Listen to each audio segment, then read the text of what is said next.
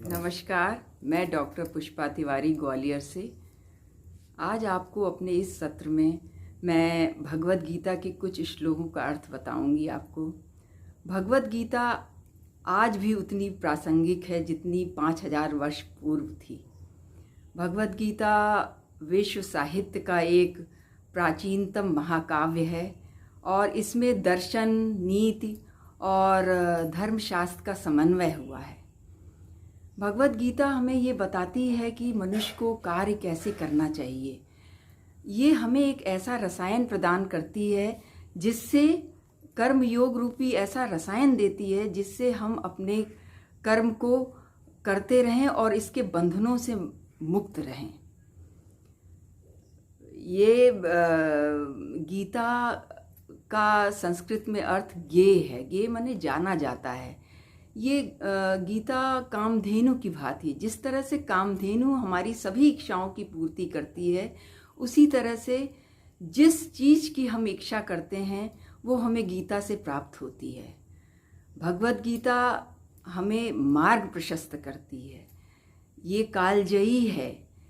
कितने भी समय बीत जाएंगे मगर इसके श्लोक आज भी हमारा मार्ग प्रशस्त करते हैं। और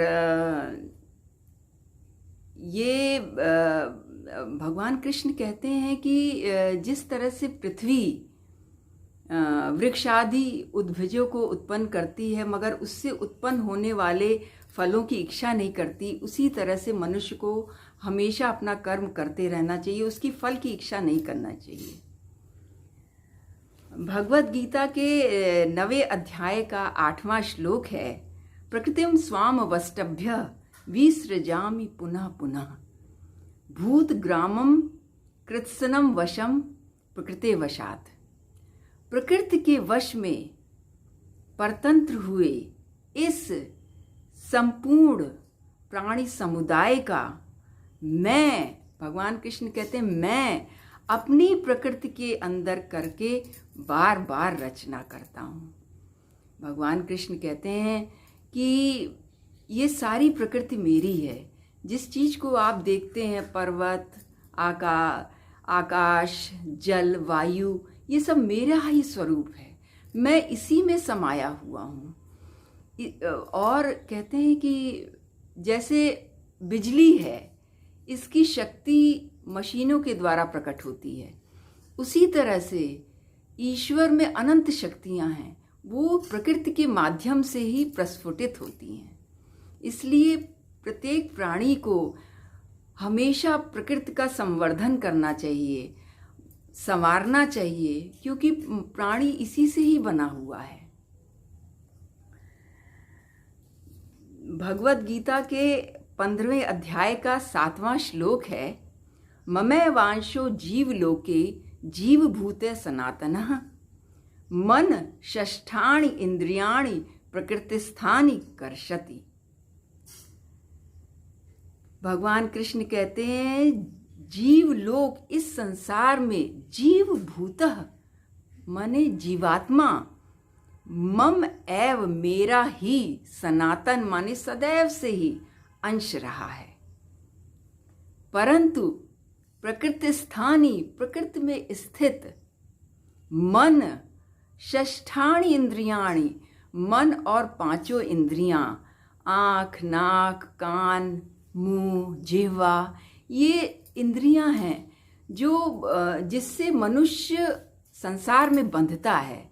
अब जैसे आँखें हैं, हमेशा अच्छा देखना चाहती हैं। जिह्वा है, हमेशा अच्छा स्वाद लेना चाहती है। नाक की शक्ति, घ्राण, हमेशा सुगंध लेना चाहती है।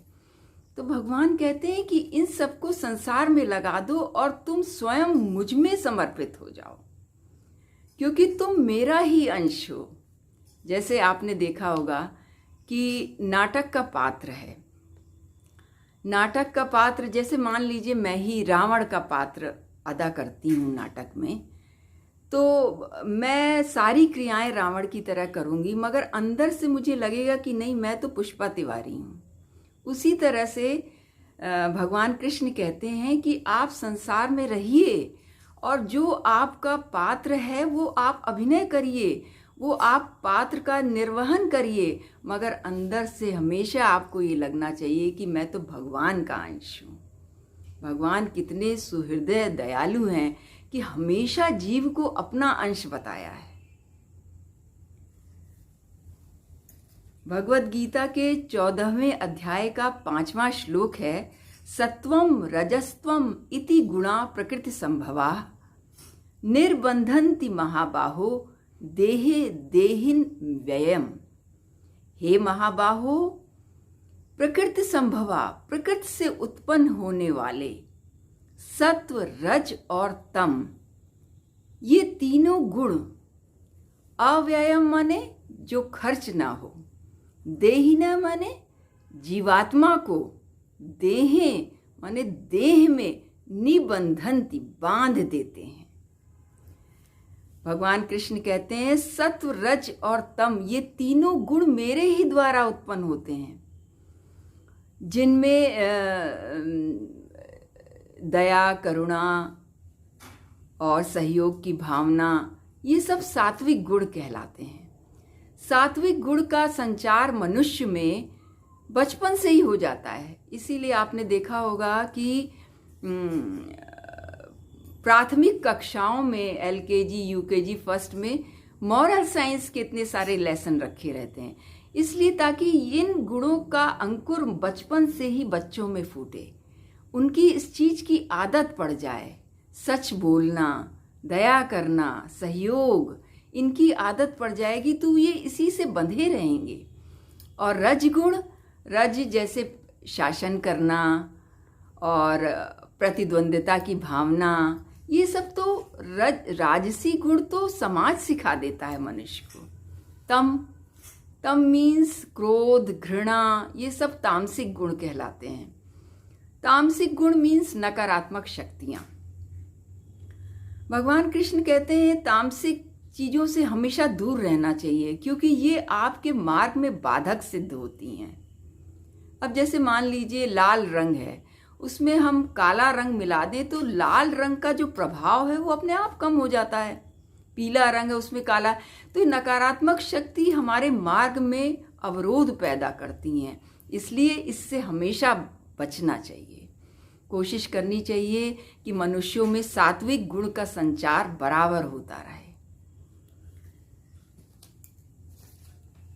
भगवत गीता के दूसरे अध्याय का 50वां श्लोक है, बुद्ध युक्ते जहाती उभे सुकृति दुष्कृते तस्माद् योगाय युज्यस्य योगः कर्मसु कौशलम। भगवान कृष्ण कहते हैं बुद्धि युक्त, बुद्धि से युक्त माने समता से युक्त मनुष्य, इह माने इस संसार में, सुकृत दुष्कृते, पाप और पुण्य उभय माने दोनों का ही जहाति त्याग कर देता है। तस्मात् इसलिए उद्योगाय युजुस्, उद्योगाय माने योग में लग जाओ, क्योंकि कर्मसु माने कर्मों में, योग कौशलम, योग ही कुशलता है। समता युक्त माने सिद्ध असिद्ध में हमेशा समान रहना चाहिए। भगवान कृष्ण कहते हैं कि चाहे सुख हो चाहे दुख हो, एक समता का गुण मनुष्य में बराबर प्रवाहित होना चाहिए, क्योंकि यही एक चीज है जिससे मनुष्य बंधन में नहीं बंधता है। अब जैसे देखिए कटहल है, कटहल को काटने की योग्यता किसमें है कि हम कटहल तो काटें मगर उसका जो उसमें निकलने वाला दूध हाथ में ना लगे। वैसे ही कर्म है, हम कर्म तो करें मगर कर्म का बंधन हमारे उसमें ना आए। तो भगवान कृष्ण का कहने का मतलब है कि योग ही कुशलता है। अगर आप समता युक्त रहते हैं तो आप योग को प्राप्त होते हैं।